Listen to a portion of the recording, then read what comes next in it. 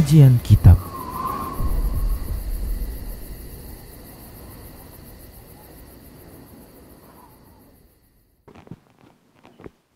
Assalamualaikum warahmatullahi wabarakatuh. Innal hamdalillah nahmaduhu wa nasta'inuhu wa nastaghfiruh wa na'udzu billahi min syururi anfusina wa sayyiati a'malina. May yahdihillahu fahuwal muhtadi wa may yudlil falan tajida lahu waliyyan mursyida. Ashhadu an la ilaha illallah wahdahu la syarika lah wa ashhadu anna Muhammadan abduhu wa rasuluh alladzi la nabiyya ba'dah. Wa qala Allah subhanahu wa ta'ala, ya ayyuhalladzina amanu taqullaha haqqa tuqatih wa la tamutunna illa wa antum muslimun.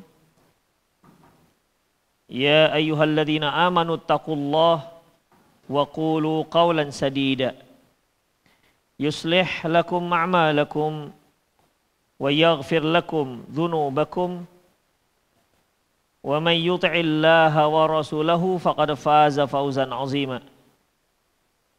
Ya ayyuhan nasu taqu rabbakumul ladzi khalaqakum min nafsin wahidah wa khalaqa minha zawjaha wa batha minhuma rijalan katsiran wa nisaa'a wattaqullaha alladzi tasaaluna bihi wal arham innallaha kana 'alaikum raqiba. Amma ba'du, nastaqal hadithi kitabullah wa khairal hadi hadi Muhammad sallallahu alaihi wasallam wa syarrul umur muhdatsatuha wa kullu muhdatsatin bid'ah wa kullu bid'atin dhalalah wa kullu dhalalatin finnar. Ma'asyiral muslimin rahimanallahu wa iyyakum. Alhamdulillah kembali kita bertemu dalam kajian min wasaya salaf lisyabab, di antara wasiat-wasiat ulama salaf terkhusus ditujukan untuk para pemuda. Kita sampai pada wasiat yang ke-8. Saya mau baca. Lagi baca lagi.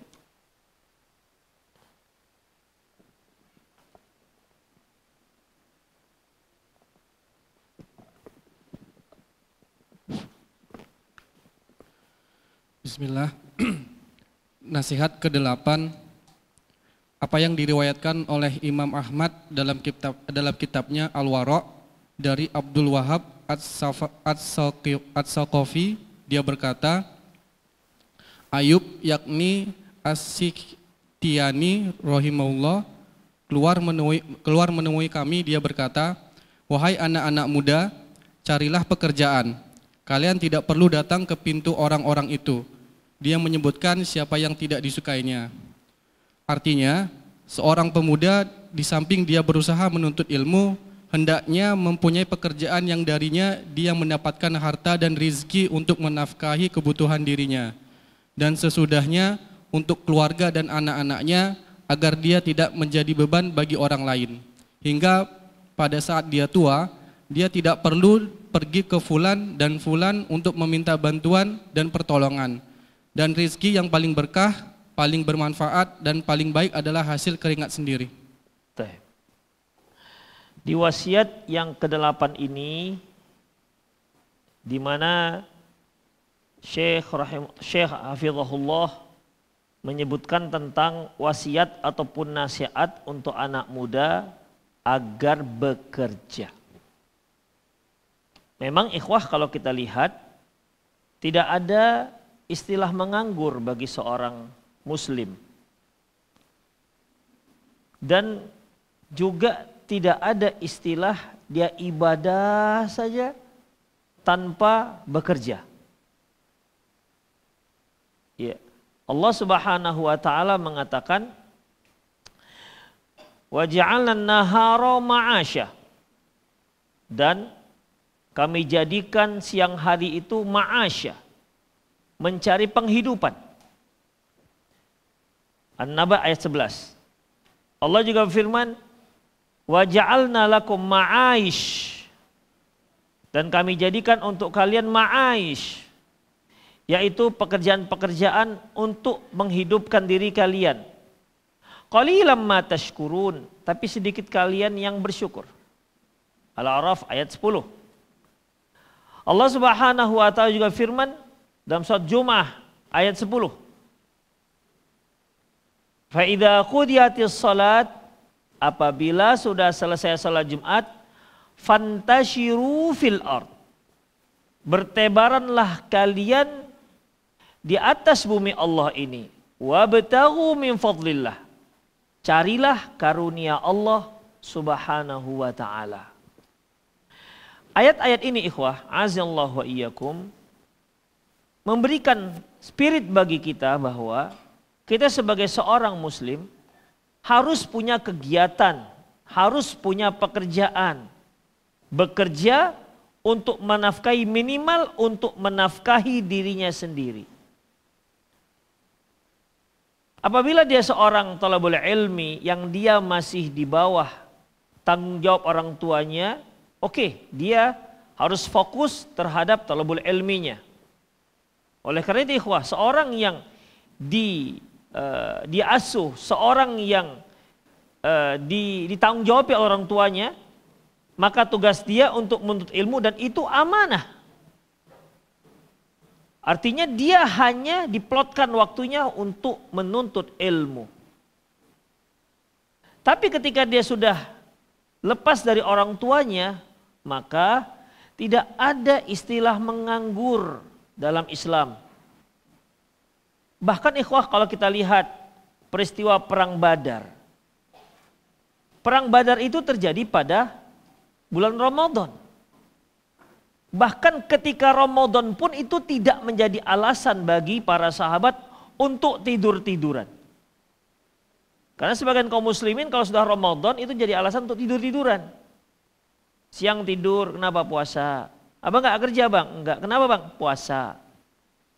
Jadi seolah puasa itu jadikan alasan untuk tidak bekerja. Keliru ikhwah. Jadi kaum muslimin itu bagaimana? Dia harus bergerak. Bergerak. Cari dunianya, cari akhiratnya. Demikian ikhwah. Kalau kita lihat akhirat, antum mau menuntut ilmu. Menuntut ilmu ini juga perlu biaya. Kalau kita lihat sejarah-sejarah para ulama bagaimana dia menyediakan biaya untuk menuntut ilmu. Walaupun banyak yang kita lihat kalau menuntut ilmu agama itu banyak cari yang gratis. Saya beberapa kali telepon Ustadz, anak saya ini mau belajar agama di mana tempat yang gratis. Tapi tak pernah saya ditelepon Ustadz, anak saya mau belajar kedokteran di mana gratis. Gak pernah ada. Anak saya mau belajar ekonomi di mana tempat yang gratis. Gak ada. Tapi kalau mau belajar agama banyak yang nanya di mana gratis. Karena miris sekali ikhwah. Padahal kita menafkahkan harta kita untuk anak kita belajar ilmu itu jauh lebih besar pahalanya ketimbang kita menafkahi anak kita untuk belajar ilmu-ilmu yang lain. Ma'asyiral muslimin rahimanallahu wa iyyakum. Jadi intinya bahwasanya di sini Syekh menyebutkan satu riwayat dari Imam Ahmad dalam kitab Wara' dari Abdul Wahhab Ats-Tsaqafi. Qala, dia mengatakan kharaja alaina Ayyub As-Sakhtiyani faqala, bahwasanya Ayyub As-Sakhtiyani keluar mendatangi kami dan berkata, ya ma'syarus syabab, wahai anak muda. Yang dipanggil anak muda bukan orang tua, karena memang orang tua itu memang potensinya sudah melemah untuk bekerja. Yang kuat, yang punya semangat fisik memang mendukung adalah anak-anak muda. Artinya ikhwah, kalau ada orang-orang tua yang tak bekerja, satu hal yang sudah dimaklumi. Mungkin dikarenakan sudah tidak sanggup, tapi anak-anak muda nganggur itu yang nggak bisa dimaklumi.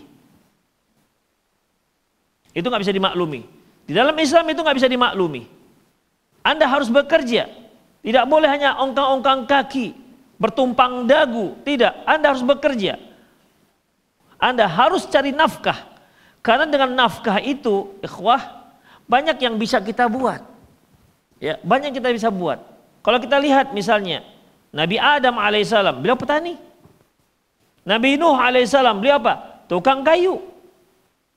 Kapalnya kan merupakan hasil hasil dari tangan Nabi Nuh alaihissalam. Nabi Zakaria tukang kayu. Nabi Daud, pandai dia buat baju perang. Walian laul hadid, kami buat lembek untuk dia. Kami buat besi-besi menjadi lembek untuk dia. Bukan karena besinya jadi lembek, tapi dia pandai menenun besi sehingga dia menjadi baju perang. Itu Nabi Daud alaihissalam, skillnya luar biasa. Nabi kita Muhammad SAW apa kerjanya? Dagang. Ketika masih muda dia dagang. Kemudian dia juga bekerja bekerja mengembalakan kambing-kambing orang-orang yang di kota Mekah, dan dia mendapatkan upah dari situ. Jadi ikhwah, tidak ada para nabi-nabi kita itu yang pengangguran. Enggak ada.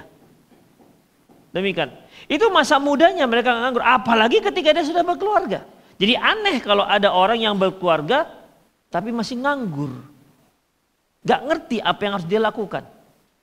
Ikhwah, ingat, kita itu diperintahkan oleh Allah Subhanahu wa taala untuk bekerja. Ya, untuk bekerja. Allah Subhanahu wa taala firman, huwallazi ja'ala lakumul arda dzalulan. Dialah yang menjadikan bumi itu dzalulan. Dzalul itu artinya hina dengan kamu. Artinya kamu famshu fi manakibiha. Berjalan kalian di atas muka bumi ini. Berjalan. Famshu fi manakibiha wa kulu mir rizqi. Makanlah dari rezeki yang kalian dapati dari muka bumi itu. Berjalan, beredar, bergerak, ikhwah. Ya, tidak bisa hanya duduk-duduk dan tidur-tidur. Karena dunia ini tidak bergerak dengan tidur-tidur saja, enggak. Setiap orang yang punya cita-cita, setiap anak muda yang punya cita-cita, dia harus bergerak untuk menggapai cita-cita itu. Apapun cita-citanya, selagi cita-cita itu merupakan cita-cita yang halal, bergeraklah untuk mendapatkannya. Tidak bisa dia hanya berpangku tangan setelah subuh dia sholat, setelah subuh dia baca Quran, berdoa, ya Allah cita saya begini dan begitu, sementara dia hanya baca Quran dari pagi sampai sore, kemudian tidur tahajud, kemudian baca Quran lagi. Ikhwah, tidak seperti itu kita diperintahkan. Ya. Ya, seperti itu yang diperintahkan. Kita tidak diciptakan oleh Allah Subhanahu wa taala seperti malaikat. Memang malaikat itu ketika Allah ciptakan dia untuk berzikir, dia akan berzikir terus dan tidak akan pernah bosan-bosan. Kita nggak bisa berzikir terus. Kalau antum nggak percaya, zikirlah antum selama 4 hari 4 malam. Kalau nggak meninggoy, nggak bisa. Kita manusia. Manusia itu butuh makan. Manusia butuh minum. Manusia itu butuh pakaian. Bahkan manusia itu butuh berkeluarga. Dan berkeluarga itu tidak dengan berdoa. Itulah manusia, ikhwah. Dan itulah seorang muslim. Dan itulah seorang yang bermanhaj salaf. Rijalul la tulhihim tijaratu wala bai'un an dzikrillahi wa iqamis salati wa ita'iz zakat. Yaitu orang-orang la tulhihim tijaratun, di mana dagangnya itu, transaksinya itu tidak membuat dia lalai. La tulhihim tijaratu wala bai'un dzikrillah, tidak membuat dia lalai dari zikir kepada Allah. Iqamis salat, dan menegakkan salat dan membayar zakat. Artinya di sini dia seorang yang bekerja. Dia berdagang, dia melakukan transaksi jual beli. Tapi itu semua tidak membuat dia lalai dari hak Allah Subhanahu wa taala. Hak Allah kita berikan, tapi kita punya hak. Apa? Hak diri kita. Hak diri kita ini apa? Dia butuh makan. Badan kita ini butuh makan. Badan kita ini butuh minum. Badan kita ini butuh untuk ditutupi auratnya.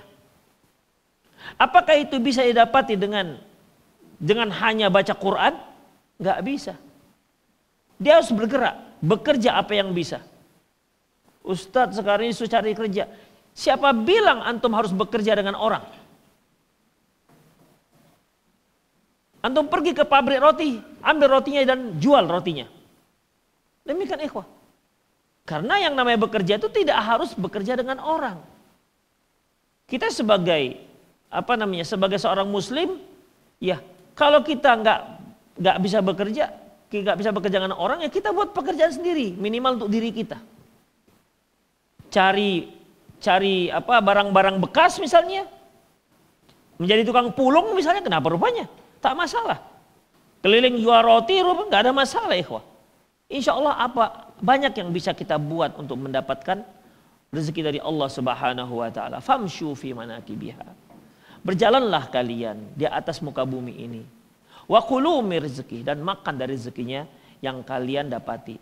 Ikhwah rahimani Allah wa iyyakum. Ya ma'syarasy syabab, wahai sekalian para pemuda, ihtarifu, bekerjalah. Ihtarifu, bekerjalah. Cari kerja. Buat pekerjaan. Ciptakan lapangan kerja. Bekerjalah. Kalau dia malah mampu menciptakan lapangan kerja, Masya Allah, lebih bagus lagi. Ya, lebih besar pahalanya. Tapi minimal bekerja untuk dirinya sendiri. Wa la tahtajuna an ta'tu abwaba haula. Sehingga kalian nggak perlu mendatangi pintu mereka-mereka. Artinya mendatangi pintu-pintu mereka yang bisa kalian mintai sebagai donasi untuk membantu. Nggak perlu. Kalian jangan minta-minta. Makanya para sahabat ikhwah, rahimanallahu wa iyyakum, lil fuqara'il muhajirin alladzina usiru fi sabilillahi, ayatnya? La yastati'una darban fil ard. La yastati'u darban fil ard yahsabuhumul jahilu aghniya minat ta'affuf. Orang-orang fakir muhajirin ikhwah, mereka ketika di Mekah itu bukan orang-orang miskin. Mereka tajir ikhwah, mereka para pedagang. Tapi ketika mereka harus hijrah ke Madinah, mereka harus tinggalkan semuanya. Kalau enggak mereka tidak akan diberi izin untuk pergi ke Madinah. Akhirnya ditinggalkan semua. Jadi orang fakir mereka ketika mereka sampai di Madinah. Tapi ikhwah rahimanallahu wa iyyakum, yahsabuhumul jahilu aghniya. Orang-orang jahil mengira mereka itu orang berkecukupan. Kenapa? Tak terlihat mereka itu minta-minta. Ya, enggak terlihat minta-minta. Jadi mereka betul-betul berusaha. Ya walaupun sedikit hasilnya, tapi mereka berusaha. Tidak minta-minta. Menjaga harga diri. Menjaga air muka. Karena bagaimanapun ikhwah, Rasulullah pernah mengatakan, Yadul a'la awla mina yadis sufla. Tangan di atas itu lebih utama ketimbang tangan yang di bawah. Tidak ada dalam Islam itu untuk meminta-minta. Memang yang namanya peminta-minta itu tidak akan bisa dibasmi. Selagi masih ada firman Allah Subhanahu wa taala, ara'aital ladzi yukadzibu biddin fadzalikal ladzi yad'ul yatim wa la yahuddu ala ta'amil miskin. Ini mereka pasti ada. Pasti ada yang meminta-minta, tapi kita jangan jadikan target kita sebagai orang yang meminta-minta, tinggal enak. Tidak. Kita harus menjadi orang yang tangan di atas. Kita harus punya mindset, kita harus membantu orang. Bukan minta untuk dibantu. Baguskan mindset kita. Mindset kehidupan kita. Demikian, jangan, saya nanti bisa, orang tua saya orang kaya kok. Gak usah kerja pun saya bisa dibantu orang tua. Itu bukan mindset seorang muslim. Bukan mindset seorang salaf. Seorang salaf itu dia punya semangat. Semangat bekerja, semangat untuk mendapatkan dunia, semangat untuk mendapatkan akhiratnya. Dan setan itu tidak suka dengan orang yang semangat-semangat ini. Dalam sebuah hadis, bukankah Rasulullah pernah mengatakan, apabila seorang itu mau tidur, ya'qidu syaitan fi ra'sihi salasu uqadin. Setan nanti akan membuat ikatan di kepala orang tersebut, 3 ikatan. Wa yaqulu fi kulli aqdin, setiap kali diikat dia mengatakan alaika lailun tawilun farqud. Malammu panjang, tidurlah. Kemudian idza staiqadha wa dzakarallah in halla uqdah. Apabila dia bangun, kemudian dia sebutkan zikir bangun tidur, maka terlepaslah 1 ikatan. Wa idza tawaddaa in halla uqdah. Kalau dia wudu maka lepas 1 lagi. Wa idza shalla in halla uqdah. Kalau dia salat maka terlepaslah semuanya. Apa kata Rasulullah? Fa asbaha nasyiton nafs. Jadilah dia seorang yang bergairah, semangat hidupnya. Wa illa fa asbaha khabisun nafs. Kalau tidak, dia nanti pagi-paginya lemes, malas. Demikian ikhwah. Jadi ternyata zikir-zikir yang yang Rasulullah ajarkan kepada kita itu juga untuk kepentingan dunia kita supaya menjadi orang-orang yang tetap semangat hidupnya, bergairah hidupnya, merah matanya, menyala orangnya, gitu ikhwah. Jangan lembek, letoy, longoh, lunglai, lepoh, ya tidak begitu seorang muslim. Ikhwah, rahimanallah wa iyyakum. Kita lihat beberapa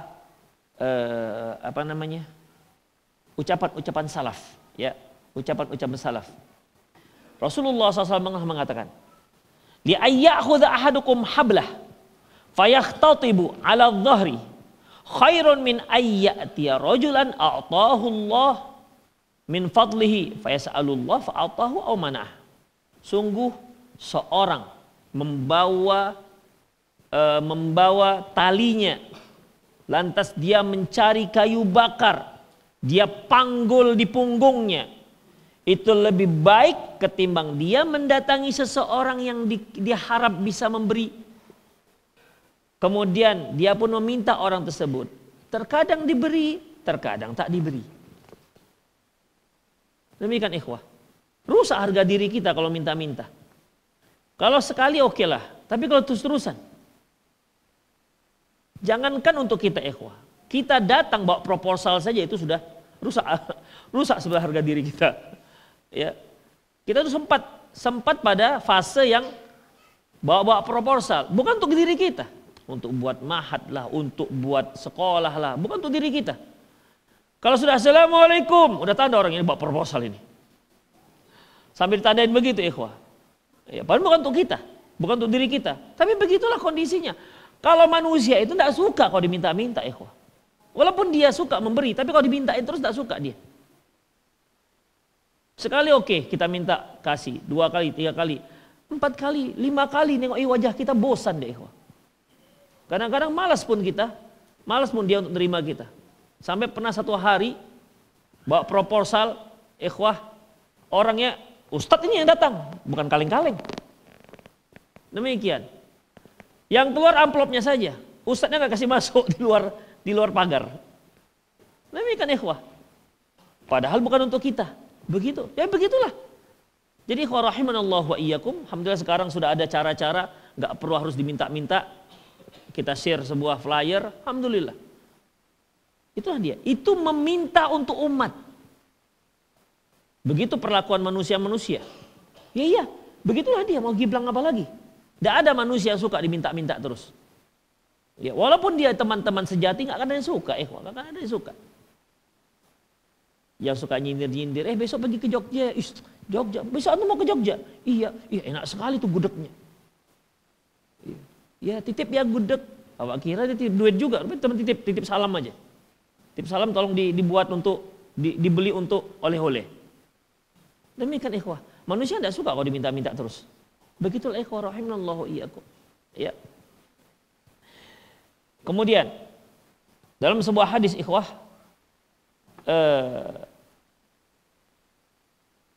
seorang sahabat bertanya, ya Rasulullah, ayyu kasbin atyab? Ya Rasulullah, pekerjaan apakah yang terbaik? Beliau mengatakan amal rajuli biyadihi wa kulli bai'i mabrur, yaitu pekerjaan seorang dengan tangannya sendiri. Dia bekerja dengan tangannya sendiri. Apakah dia berjualan, apakah dia membuat sesuatu yang bisa dia jual, atau mungkin dia bekerja mengetik apa segala macam di kantoran, intinya dia pekerjaan hasil dari tangannya sendiri. Kemudian dan juga wa kullu bai'i mabrur, dan semua jual beli yang baik, yaitu pekerjaan yang terbaik. Kemudian ikhwah rahimanallahu wa iyyakum, Umar berkata, la yaqud ahadukum an talabir rizqi wa yaqulu Allahumma arziqni faqad alimtum anna as-sama' la tumtir dhahaban wala fiddatan. Janganlah salah seorang kalian duduk tak bergerak untuk mendapatkan rezeki, lantas dia mengatakan ya Allah berilah kami rezeki. Kalau Anda mengatakan ya Allah berilah kami rezeki, Anda itu harus bergerak, Anda harus bekerja. Jadi doa itu merupakan salah satu penyebab dimudahkan rezeki, tapi Anda harus bergerak, bukan hanya doa-doa tanpa bekerja sedikit pun. Tidak seperti itu. Karena sunnatullah itu begitu. Oke, memang rezeki kita sudah tentukan oleh Allah Subhanahu wa taala. Ketika di 40 hari ketiga Rasulullah mengatakan, "Fayursalu ilaihi malak", diutuslah malaikat ke rahim seorang ibu, fayunfakhu fihi ruh, ditiupkanlah di situ ruh, fayu'maru bi arba'i kalimat, dan ditetapkan pada saat itu diperintahkan si malaikat untuk menetapkan 4 permasalahan. Bikat bi rizqihi, rezekinya sudah ditetapkan.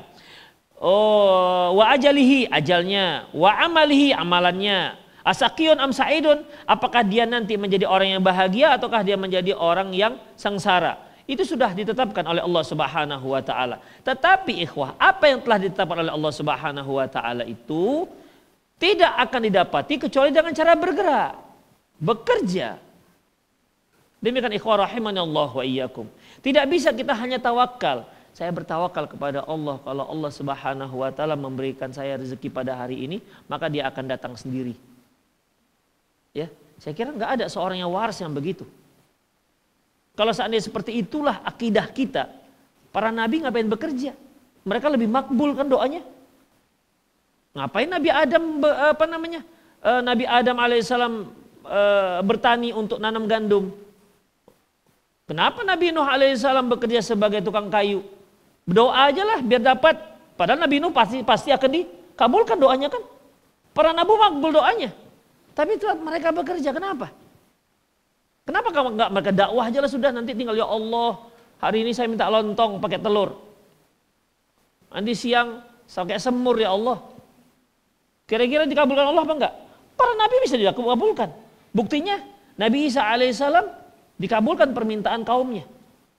Maka turunlah Maidah, artinya hidangan. Kalau Allah mau bisa, tapi nggak begitu konsep hidup. Ya, tidak begitu konsep hidup para nabi. Mereka bekerja, ikhwan. Mereka bekerja. Jadi lebih soleh mana? Antum, kita atau para nabi? Kalau kita lebih soleh, ya mungkin kita katakan ini orang gila. Bagaimana mungkin Anda merasa lebih soleh dibandingkan para nabi? Oke, jadi para nabi, orang-orang yang soleh, ikuti jejak mereka untuk menghadapi dunia ini. Demikian ikhwah, rahimani Allah wa iyyakum. Kemudian kita lihat lagi, ya. Kata Ibnu Umar, jangan kalian duduk untuk mendapatkan rezeki. Tidak bisa rezeki itu didapati dengan cara duduk berpangku tangan, itu tidak bisa. Lantas kalian berdoa, ya Allah beri aku rezeki, nggak bisa dapat. Ya, karena kalian tahu kan bahwasanya langit itu tidak pernah hujan emas dan hujan perak, tak pernah. Kata Umar bin Khattab. Ini Umar ini ikhwah muncul perkataan ini dikarenakan setelah sholat Jumat itu ada anak-anak muda yang duduk-duduk di dekat tiang masjid. Umar sampai bawa tongkat ini. Kalian ngapain? Gitu. Kan ngapain? Ya kami kalau ada rezeki maka Allah akan berikan. Ini kemudian diucapkan ini. Karena Allah mengatakan faida qadaitum faida qudiyatis shalatu fantashiru fil ard. Kalau selesai salat bertebar kalian di muka bumi, bekerja. Wabtaghu min fadlillah, cari karunia Allah Subhanahu wa taala. Karunia Allah itu sudah ada, tapi kalian cari dia. Demikian ikhwah. Selanjutnya, qala Ibnu Mas'ud radhiyallahu anhu, "Inni la akrahu an ara rajul farighan la fi amri dunya wala fi amri akhirah." Aku benci dengan orang-orang yang pengangguran, kata Ibnu Mas'ud. Tidak berbuat untuk mendapatkan dunianya dan tidak berbuat untuk mendapatkan akhiratnya. Para sahabatnya benci orang-orang begini. Jadi jangan sok soleh gitu artinya. Ya. Jangan sok belagak soleh kemudian karena hari-hari di masjid aja duduk dia gitu. Demikian. Terus yang memberikan Anda makan siapa? Demikian ikhwah. Jadi dalam masalah ini ikhwah rahimanallahu wa iyyakum, ya sebagai seorang pemuda, terutama pemuda, ya dia harus bekerja. Ya. Dia harus bekerja. Ibnu Mas'ud mengatakan, tidak suka aku lihat ada orang pengangguran ini. Tidak berbuat untuk kepentingan dunianya dan juga tidak berbuat untuk kepentingan akhiratnya. Dari Miqdad radhiyallahu anhu, An Rasulillah sallallahu alaihi wasallam qala, dia berkata, "Ma akala ahadun ta'aman qattun khairun min ayyakula min amal yadih." Tidak ada makanan yang lebih afdol, lebih baik disantap seorang kecuali makanan yang hasil dari pekerjaannya sendiri. Wa inna nabiyallah Daud alaihissalam kana ya'kulu min amal yadih. Karena sesungguhnya Nabi Daud alaihissalam dia makan dari hasil buatan pekerjaan tangannya sendiri. Hadis diriwayatkan oleh Imam Bukhari. Dari Aisyah radhiyallahu anha, qala, dia berkata, qala Rasulullah sallallahu alaihi wasallam, "Utlubu rizqa fi khabayal ard." Kata Rasulullah, kalian cari karunia Allah itu dari berbagai sudut-sudut bumi. Khobaya itu khofiyah, ma khofiyah, artinya sesuatu yang tersembunyi. Kalian cari itu. Kalian cari. Di mana ada peluang rezeki, kalian cari.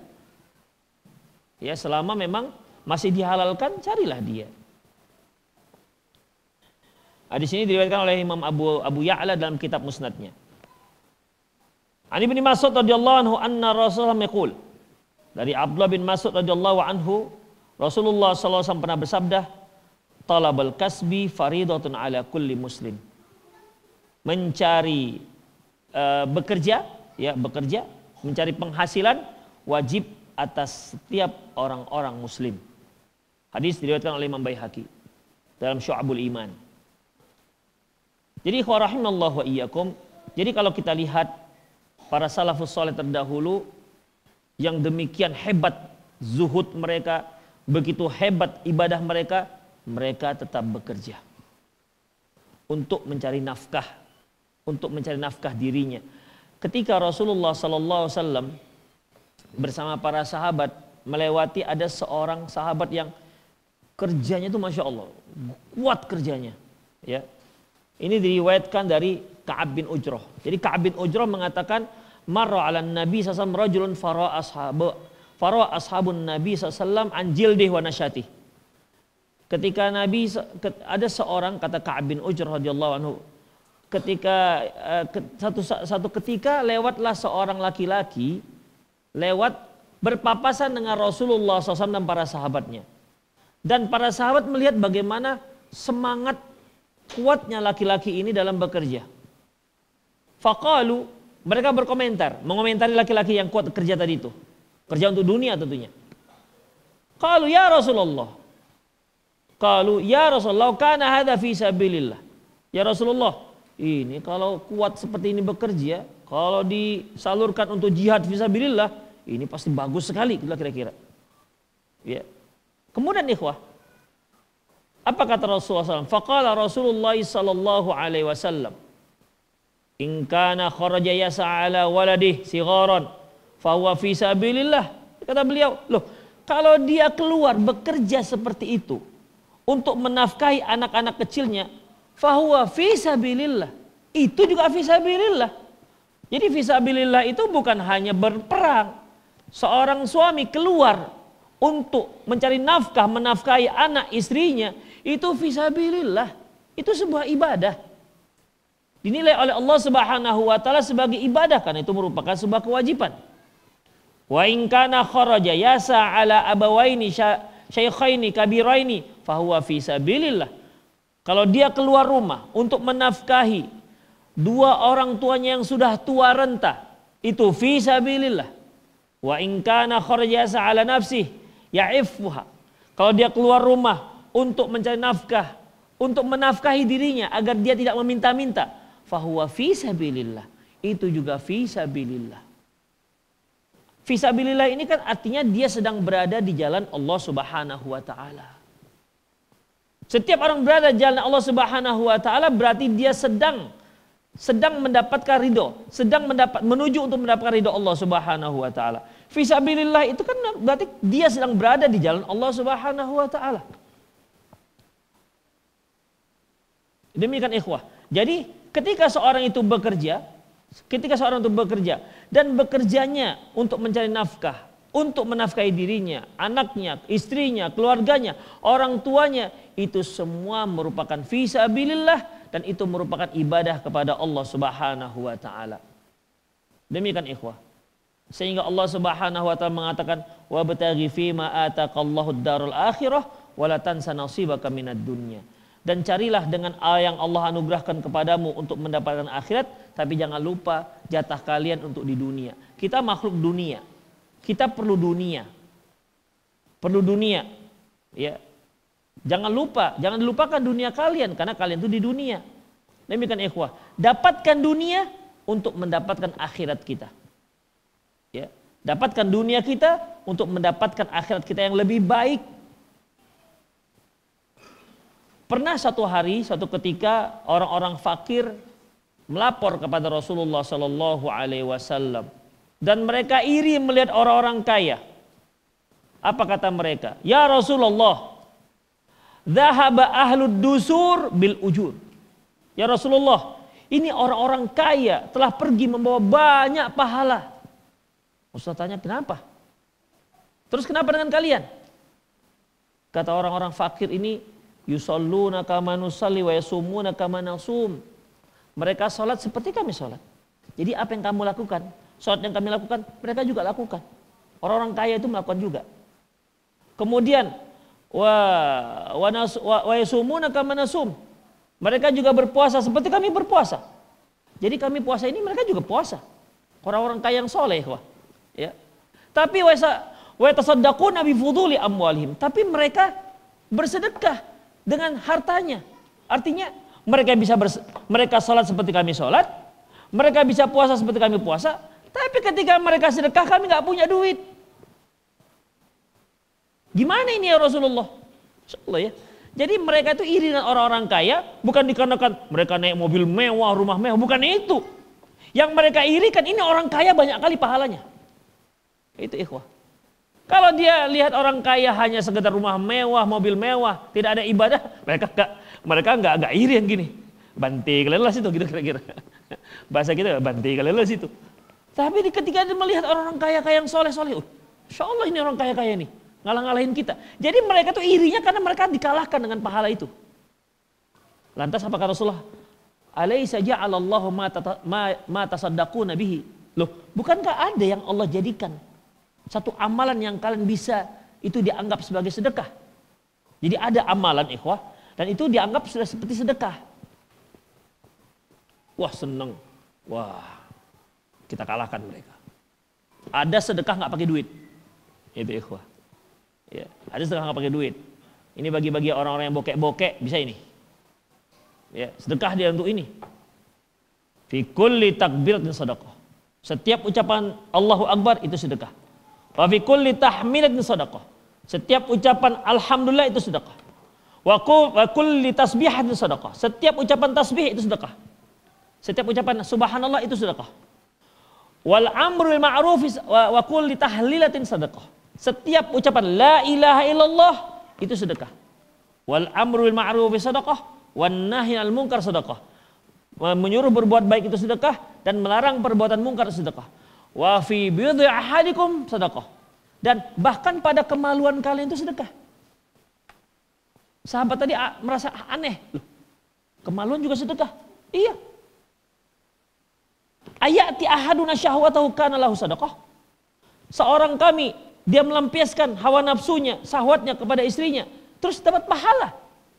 Apa kata beliau? Ara'aita law wada'ahu fil haram akana alaihi wizrun. Loh, kalau dia lakukan itu kepada wanita yang haram, bukankah dia berdosa? Iya Rasulullah. Demikian juga kalau dia letakkan dia di yang halal. Demikian ikhwah. Antum bisa pilih. Wahai yang enggak punya duit, ini sedekah semua. Demikian. Kalau antum bersedekah kurang, ya datangilah istrinya sering-sering. Sedekahlah itu. Demikian ikhwah. Tapi kalau enggak makan-makan, dari mana tenaganya? Melenyot aja lah dia. Demikian ikhwah. Jadi dalam masalah ini, rahimallahu wa iyyakum, itu sedekah. Oke, waduh, ini bagus ini. Kalah ini, orang kaya-kaya ini kalah ini. Demikian ikhwah. Tak lama kemudian balik lagi orang miskin-miskin ini. Ya Rasulullah, mereka melakukan yang kami amalkan. Karena kan nggak pakai modal itu, ikhwah. Tasbih kan tinggal tasbih, dzikir, tahlil, tinggal ngomong. Demikian, tinggal ngomong saja, udah jadi. Melakukan hubungan dengan suami istri, tinggal cocok mood, lanjut. Mungkin yang kaya-kaya ini bukan hanya satu, bisa dua, bisa tiga, bisa empat. Yang miskin-miskin cuma satu. Lebih banyak pahalanya dia lagi. Semangat kali ketawanya. Demikian ikhwah, lebih banyak pahala dia lagi loh. Kan Rasulullah SAW, khairukum aktsarukum nisaan, sebaik-baik kalian yaitu yang paling banyak istrinya. Karena tanggung jawabnya lebih berat, nafkahnya lebih berat. Akhirnya apa kata Rasulullah? Dzalika fadlullah yuti man yasha. Loh, yaudahlah, gimana lagi? Itu merupakan karunia yang Allah berikan kepada siapa saja yang Dia kehendaki. Itu mau gimana lagi? Demikian. Ya. Ada sebuah hadis Rasulullah mengatakan bahwasanya orang-orang fakir, muhajirin lebih dahulu masuk surga dibandingkan orang-orang kayanya selama 40 tahun. Ada yang menyebutkan dalam riwayat yang lain 500 tahun. Ya, 500 tahun. Ikhwah, itu hanya terkait masalah siapa duluan. Jadi ketika yang fakir, orang-orang fuqara muhajirin ini tiba-tiba sudah masuk surga, cepat masuk surganya. Penjaga pintu surga bertanya, loh kalian kok sudah masuk sini? Tidakkah kalian dihisap? Apa kata mereka? Mau apa yang dihisap dari kami? Kami itu hartanya cuma pedang. Nahmilu ala ataqina, yang kami letakkan di atas bahu kami. Yang kami gunakan untuk jihad. Ketika dihisap, nih pedang, hisaplah dia. Selesai. Cepat hisapnya, karena cuma hartanya cuma satu bilah pedang. Maka dia masuk cepat. Adapun yang kaya-kaya, banyak sekali yang dihisap. Ini orang-orang kaya yang jadi calon penghuni surga ya, bukan yang penghuni neraka sudah masuk neraka. Ini sebelum masuk surga. Ya, sebelum masuk surga. Jadi mereka dihisap. Berapa rumahnya, berapa kendaraannya, berapa istrinya.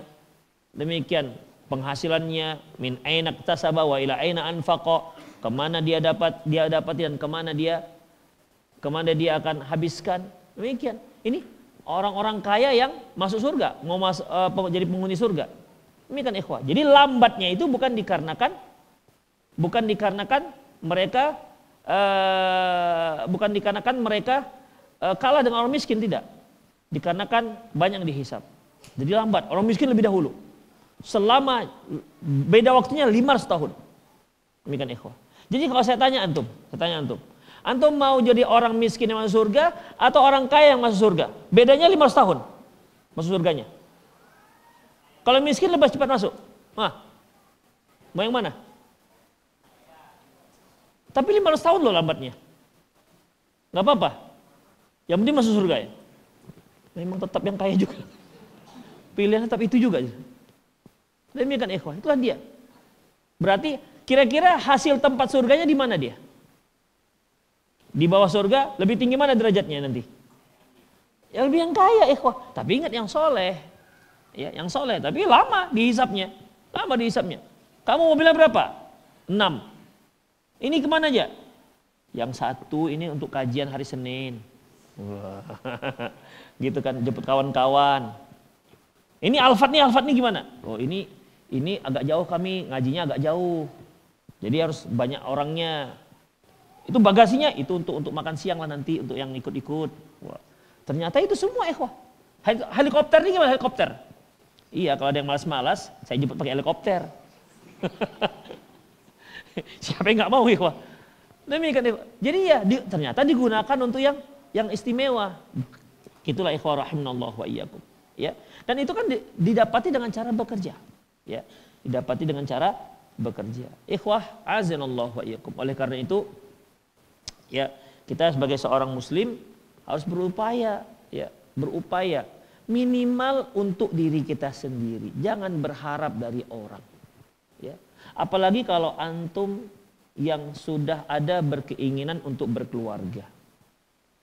Ya, sudah berkeinginan untuk berkeluarga. Maka salah satu yang akan ditanyakan nanti, kamu kegiatannya apa nak? Demikian. Jadi sekedar dia rajin sholat, kemudian dia apalagi baca Quran di masjid dari subuh sampai asar sampai isya, kemudian dia mau menikah, akan ditanya, kamu kerjanya apa nak? Terlepas dari si orang tua berminat atau nggak berminat ya, tapi kalau dia akan kerja, karena dia akan melepas anak gadisnya, kemudian terus anak gadisnya ini mau dikasih makan apa? Tapi kalau Saya jualan Pak. Oh paten. Berarti dia punya kegiatan. Tapi kalau dikatakan, terus kamu, saya nggak punya kerjaan Pak. Terus gimana jadinya nih? Nafkah dari mana? Ya inilah rencananya melamar anak Bapak sekaligus melamar kerja dari Bapak. Mana tahu ada lowongan. Kalau ternyata calon mertuanya bagus, oh ini memang Bapak lagi cari-cari pegawai ini. Jadi security. Demikian. Alhamdulillah ternyata ada lowongan. Demikian. Kalau nggak ada lowongan, oh gitu maksudnya. Ya udahlah kamu istikharah lagi ya, istikharah. Nanti agak-agak 3-6 bulan lagi datang lagi ya. Itu tanda ditolak namanya. Demikian ikhwah. Jadi itulah ikhwah rahimanallah wa iyyakum ya, mengenai di mana Abdul Wahab Ats-Tsaqafi menyuruh anak-anak muda ini untuk ihtarifu, bekerjalah ya. Bekerja apa saja yang bisa menghasilkan. Ya. Tapi bukan berarti kita fokus dengan pekerjaan sehingga kita lalai dengan hak Allah Subhanahu wa taala. Itu tentunya tidak dibenarkan ikhwah. Ya, kita diperintahkan untuk mencari yang halal. Diperintahkan untuk cari yang halal. Lebih bagus sebulan 30 juta halal ketimbang 2 juta haram.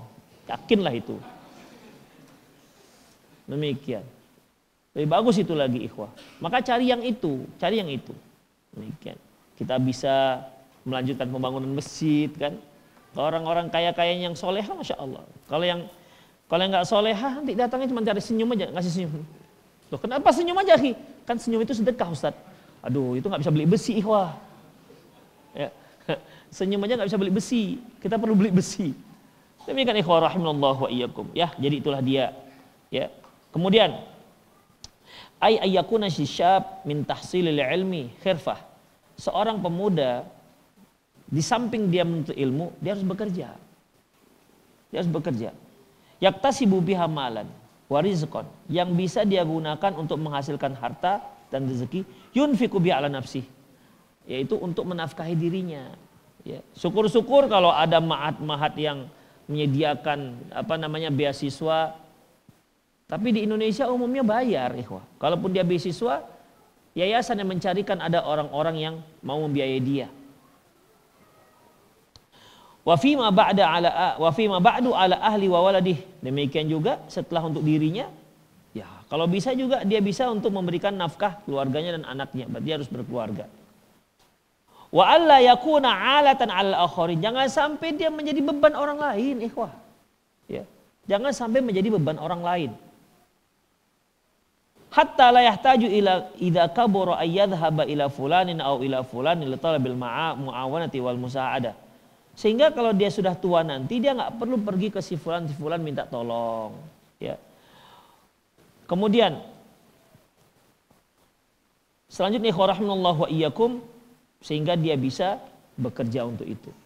Demikian. Ya, ketika anak muda dia bisa gunakan waktunya untuk bekerja dengan giat, tapi tentunya jangan sampai melalaikan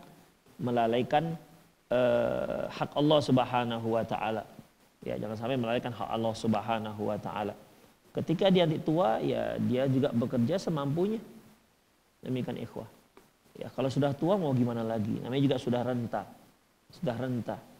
Artinya ya bahunya sudah mulai lemah, tulang punggungnya mulai membungkuk, wajah mulai menghitam dikarenakan terbakar matahari. Ya itu dia bekerja kuat, bekerja, tapi dia sudah lelah. Demikian ikhwah. Jangan sampai kita masih muda sudah lelah. Orang nengok kita lebih lelah lagi. Iya benar.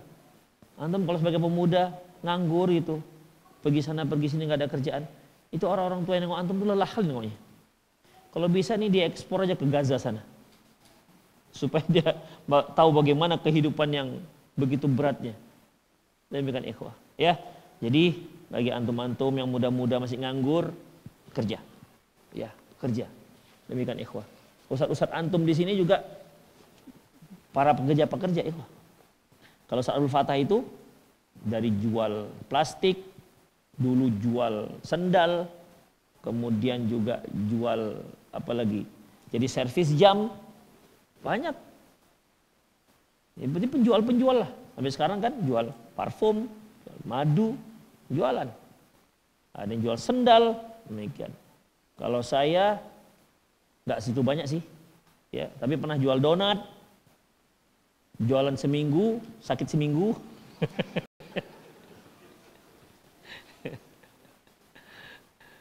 Pernah jadi jual plastik, jual sedotan keliling sampai Tanjung Pura, pernah.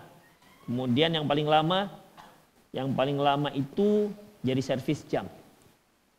Ngikuti Syekh Albani rahimahullah. Tapi servisnya jamnya aja. Ilmu hadisnya enggak, servis jamnya aja. 5 tahun. Demikian. Setelah itu baru ikut dengan menterjemah kira-kira bahasa Arab. Itu ikhwah.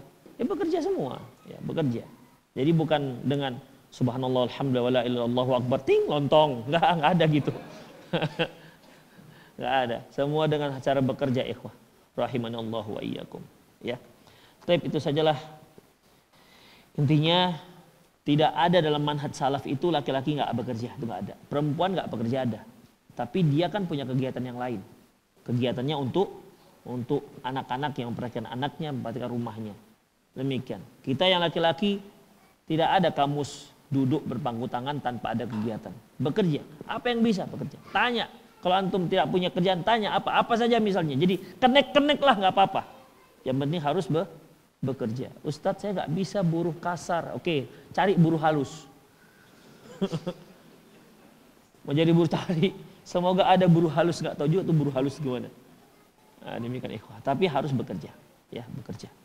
Tapi itu saja. Semoga bermanfaat. Aku qouli hadza wa astaghfirullah li wa lakum wa lisal muslimin innahu huwal ghafurur rahim. Silakan jika antum yang bertanya langsung, fadhol. Mau melalui 0813 600 juga dipersilahkan. Fadhol, ada yang langsung? Kita baca. Kalau nggak ada, ini dulu kita baca.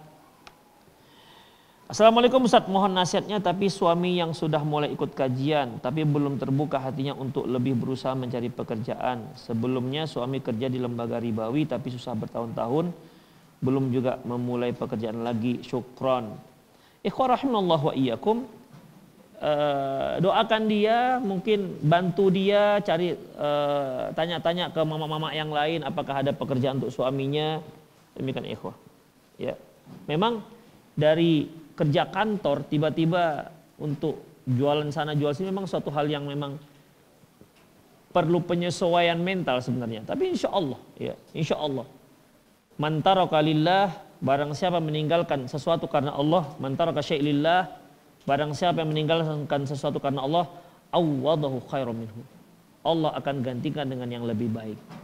Ya, Allah akan menggantikannya dengan yang lebih baik, insya Allah. Ya, tapi dia memang harus dicari, ya, harus cari dan harus bergerak. Insya Allah bisa. Semoga Allah Subhanahu Wa Taala memberikan jalan keluar. Banyak berdoa. Wa may yattaqillaha yaj'al lahu makhraja. Barang siapa yang bertakwa kepada Allah, Allah akan beri dia jalan keluar. Wa yarzuqhu min haitsu la yahtasib, dan Allah akan beri dia rezeki dari arah yang tidak dia duga-duga, insya Allah.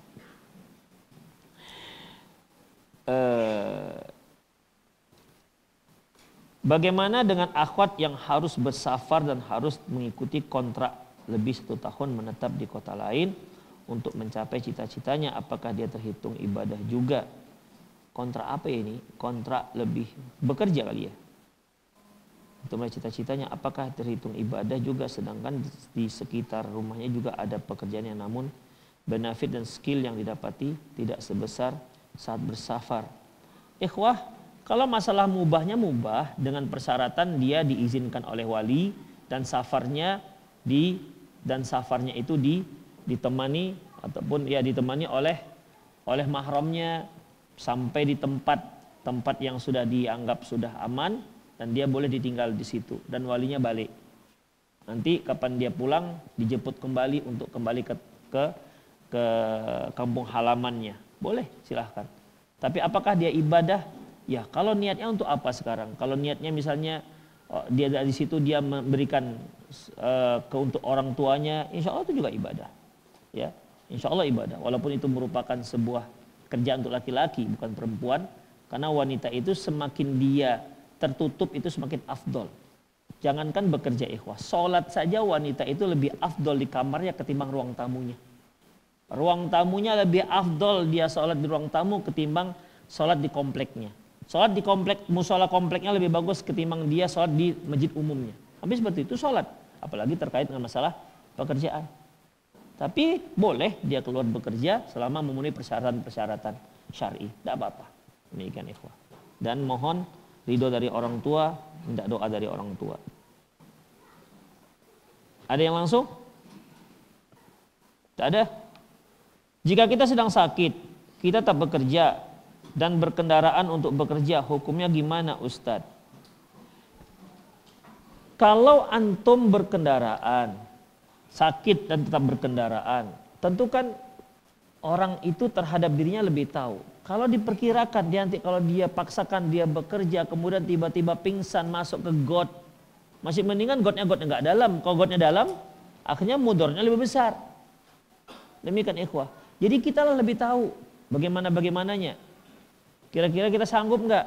Tapi kalau misalnya insya Allah sanggup, tapi nanti kalau pening saya akan istirahat, ya silakan, tidak masalah. Ya, silakan, tidak ada masalah. Saya kira semua kita pernah lah mengalami, sebagai bapak-bapak pernah lah mengalami seperti ini. Antuk misalnya, sementara harus jualan, melanjutkan jualannya. Demikian, ya sudah, insya Allah. Selama tidak diperhitungkan, tidak menimbulkan mudarat yang lebih besar. Maka dia mau bekerja, walaupun dia sakit bekerja, dipersilakan, tidak apa-apa. Tapi itu di ikhwah. Wala tulqu anfusakum ila tahlukah. Jangan kalian lemparkan diri kalian pada kehancuran. Jadi kalau seandainya di prediksi nggak bisa, udah jangan paksakan diri. La tukallafu nafsun illa wus'aha.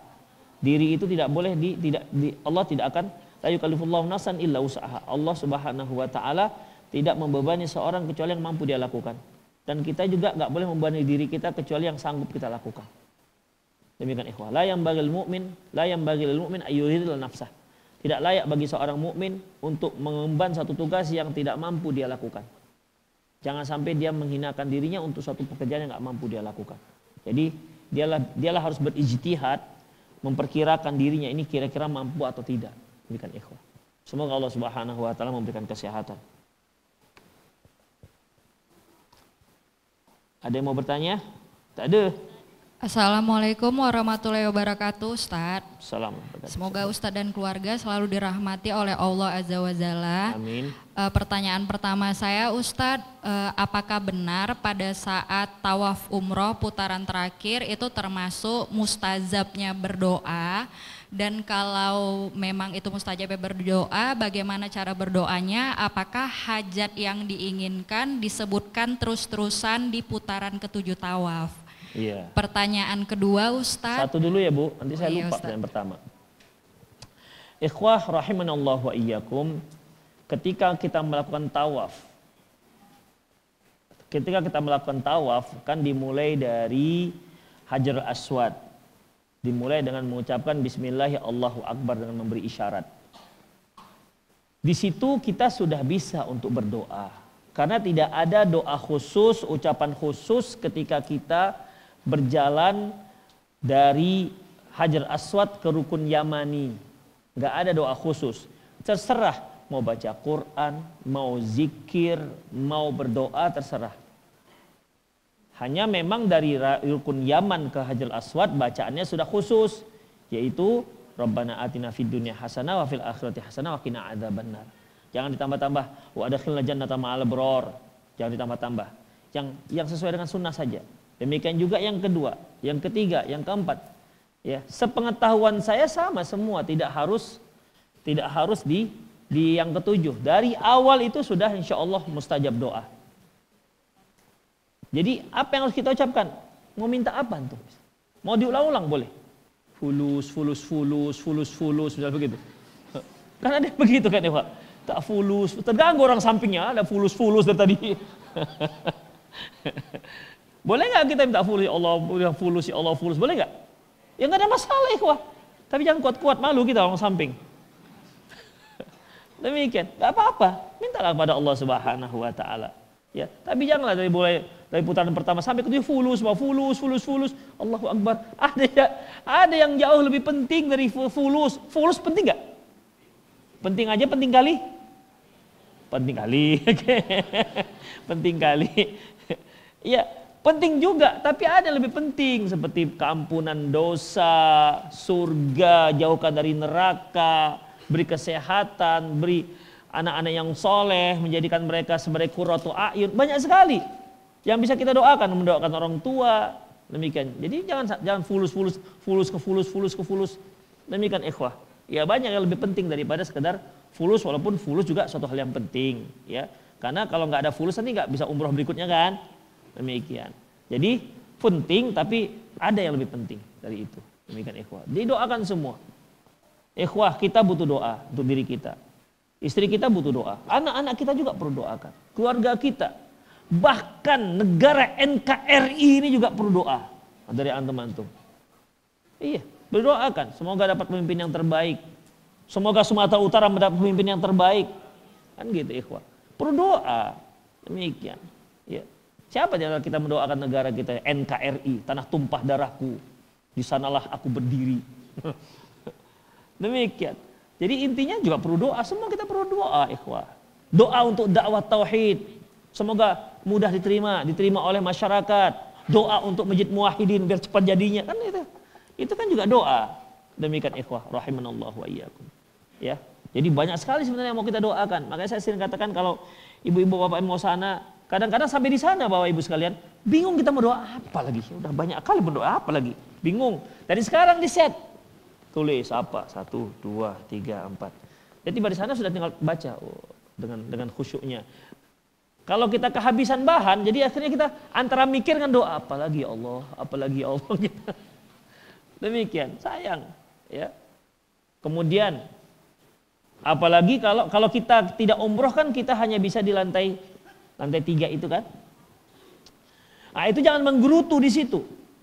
Kenapa demikian? Berarti jaraknya lebih jauh. Lebih jauh jaraknya berarti antum lebih banyak doanya. Jadi tengok hikmahnya di situ.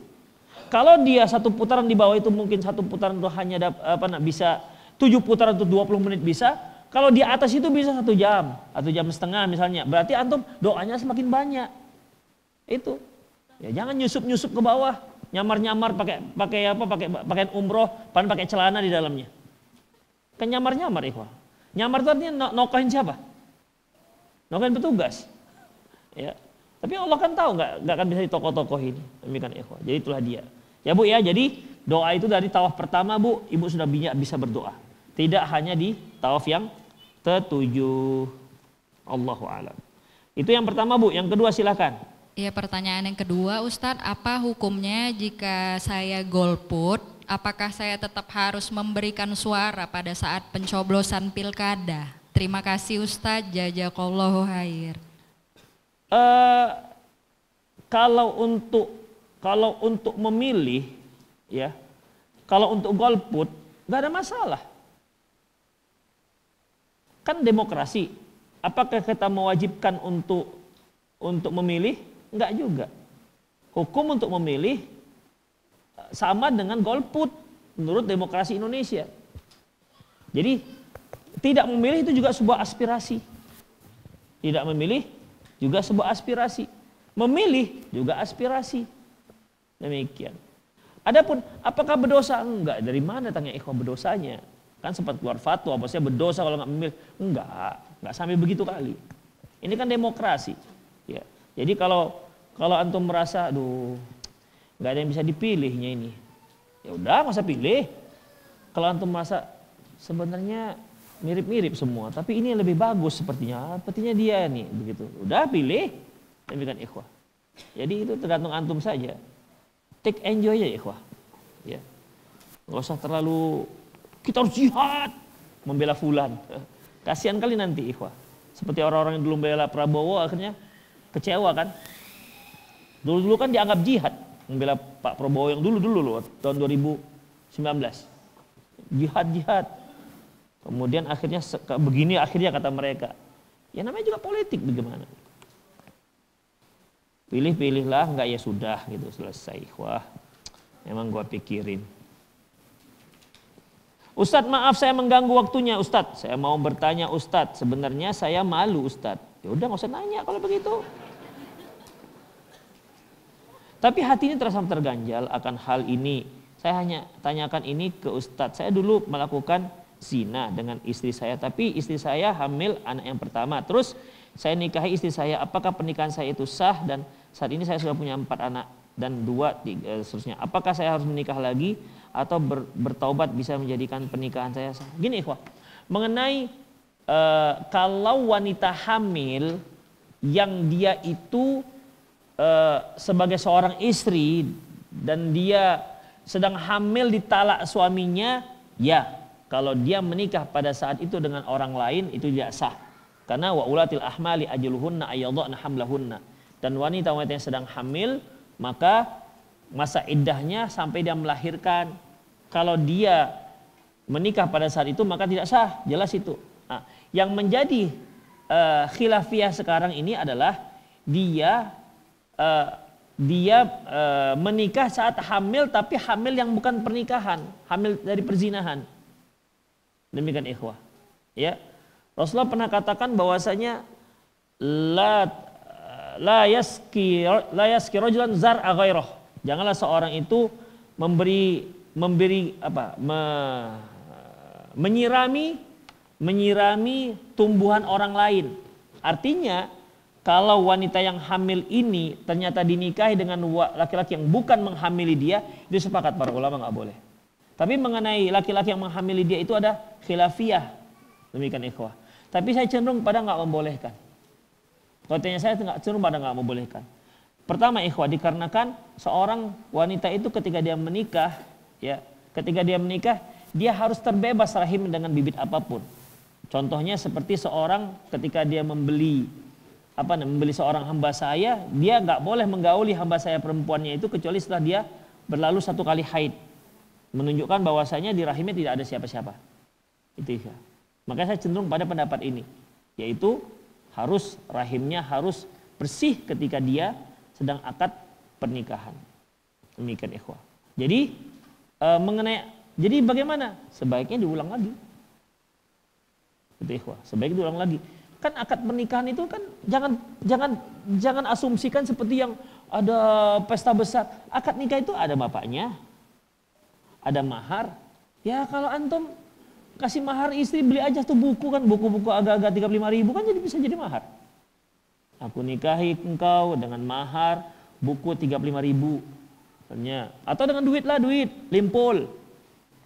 Dengan mahar 50.000 rupiah. Kan bisa kan? Sah. Yang penting ada mempelai laki-laki, perempuan ada walinya. Jadi 2 orang saksi. Oh pestanya Ustaz. Pesta itu kan ikhwah. Berapa orang hadir di situ? 5 orang. Udah beli mie Aceh aja 5 bungkus. Kan makan walimah juga itu. Kan tidak harus pesta besar-besar. Demikian ikhwah. Ya, sebaiknya diulang. Sebaiknya karena lebih aman. Terus gimana dengan anak kedua, anak ketiga, anak keempat itu? Apakah dikatakan anak haram juga? Enggak. Karena anak kedua dan anak ketiga tentunya itu lahir setelah pernikahan. Walaupun pernikahannya tidak sah. Demikian ikhwah. Karena asumsi dia pada waktu itu pernikahannya adalah pernikahan yang sah. Jadi yang dikatakan anak haram, anak yang memang sama sekali nggak ada dasar hukum nikahnya. Seperti berzinahan tadi itu. Jadi hanya anak pertama saja. Demikian. Allahu a'lam bishawab. Nanti bawa pulang, cari siapa mertua, nikahkan. Kalau ada abangnya. Iya, duduk sebentar di kafe kan. Kalau susah kali pulang, pelan-pelan aja. Aku nikahkan adikku. Boleh kan? Ngapain kuat-kuat? Itu kuat-kuat. Itu kalau yang pas pertama kali nikah. Kan? Aku nikahkan adikku dengan beli apa jadinya? Mancur kopi. Ada demikian. Sah insyaallah. Ya, Allahu a'lam. Ada yang langsung silakan.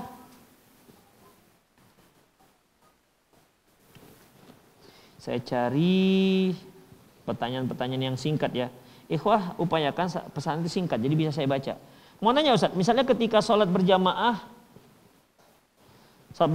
di sebelah kita jatuh pingsan karena sakit, apakah kita membatalkan sholat berjamaah? Ya, kalau memang antum bisa membatalkan menolongnya bagus. Tapi nggak harus satu masjid batal semua, nggak. Cukup 1-2 orang membawa dia ke rumah sakit. Demikian. Gimana Ustaz kalau sekedar dia jatuh kita tarikkan ke belakang kita lanjutkan sholatnya? Pegang kaki, udah lanjutkan. Apakah perlu membatalkan? Kalau memang niatnya seperti itu nggak usah dibatalkan. Tarik aja ke belakang, ya, nggak banyak gerakan. Misalnya di belakang kosong kan, tarik belakang, udah lanjutkan. Tapi gimana dia, kasihan gak ada yang nolong, ya, maka sebaiknya batalkan dan tolong. Ya kalau dia perlu mungkin ambulan, perlu ada yang menolongnya. Allahu a'lam bishawab. Jadi mengenai batal nggak membatalkan itu tergantung pada kebutuhan. Allahu a'lam. Allahu akbar. Banyak pertanyaan itu panjang-panjang ikhwah. Ustadz, saya lagi diuji karena dosa saya. Saya coba bertaubat semampu saya. Adakah dalil dari Al-Quran dan Hadis jika semua itu ada hikmahnya baik dari Allah biar jadi penyemangat saya? Ikhwah rahimanallahu wa iyyakum. Dosa merupakan satu hal yang memang sudah menjadi kehidupan manusia. Rasulullah mengatakan kullu bani Adam khata'un wa khairu khata'ina tawwabun. Sebaik-baik anak Adam itu adalah semua anak Adam itu berdosa dan sebaik-baik orang yang berdosa adalah yang bertaubat. Jadi ikhwah, ketika seorang itu berdosa dan dia bertaubat itu sangat disayang oleh Allah Subhanahu wa taala dan dia berpahala. Ya, bayangkan ikhwah, bayangkan ini Allah bagaimana pengasihnya. Kita sudah mendurhakai dia. Udah. Kemudian kita minta maaf. Setelah kita maaf, kita dikasih bonus. Surga, pahala. Coba, antum disakiti orang nih, ya, difitnah. Kemudian udah terjadilah gunjang-ganjing dalam kehidupan. Lantas dia datang, akhi maaf ya, saya yang kemarin memfitnah antum. Oh ya nggak apa-apa, antum ada duit, saya punya 10 juta nih untuk antum karena antum sudah minta maaf. Ada nggak begitu? Wih, kalau ada bagus sekali nih orang. Ya, Allah begitu. Jadi dengan bertaubat itu malah itu merupakan dari penyebab Allah Subhanahu wa taala bisa menyayangi kita. Demikian. Allahu a'lam bishawab. Ikhwah itu sajalah ya, kok semakin lemas saya tengok antum. Ya. Baik, itu sajalah, semoga bermanfaat. Aku qouli hadza wa astaghfirullah li wa lakum wa muslimin innahu wal ghafurur rahim. Subhanakallah wa bihamdik asyhadu an la ilaha illa anta astaghfiruka wa atubu ilaik wa akhiru da'wana alhamdulillahirabbil alamin. Assalamualaikum warahmatullahi wabarakatuh.